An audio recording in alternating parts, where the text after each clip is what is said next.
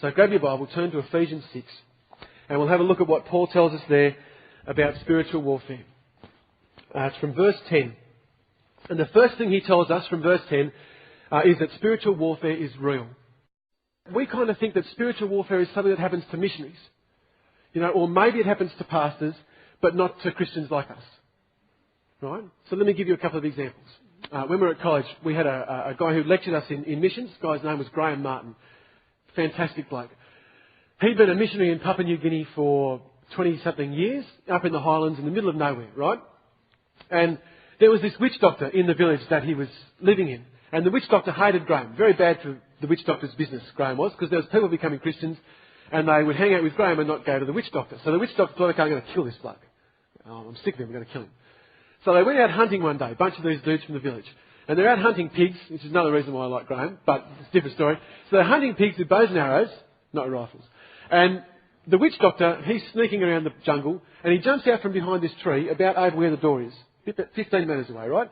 Jumps out from behind the tree with his bow and arrow, pulls the bow back, lets the arrow go. And the arrow's howling across the jungle towards Graham, and he's standing there thinking, he was frozen, he was freaked out.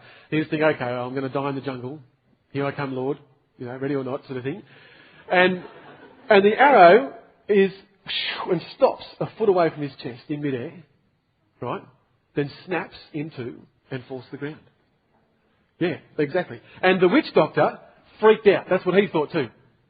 And he ran away. So a couple of days later he thought, I'm not going to give up, I'm going to kill him. I'm going to kill him, I'm going to kill him. So he gets a few of his mates together. And they go around to Graham's place in the evening, right? It's dark. Graham's having dinner with his wife and his 3 little daughters, okay? And there's about 20 of these dudes. They've got machetes and clubs and, a flaming torch thing, like Indiana Jones torch thing, those things? Okay. They go around to Graham's house and they're thinking to themselves, we're going to chop this bloke up and then we're going to chop his family up and then we're going to burn his house. We're going to kill him. So they get to Graham's house and they look inside and there's like 100 people in the house with Graham and his family having dinner. And they think, oh, for goodness sake, we didn't know they were there. So they go away. The next morning, he's talking to Graham in the village and he says, you're lucky to be alive, mate. I was going to kill you last night. And Graham said, why didn't you kill me? He said, because there was 100 people in your hut having dinner, you clown, or whatever he said in Papua-New Guinea.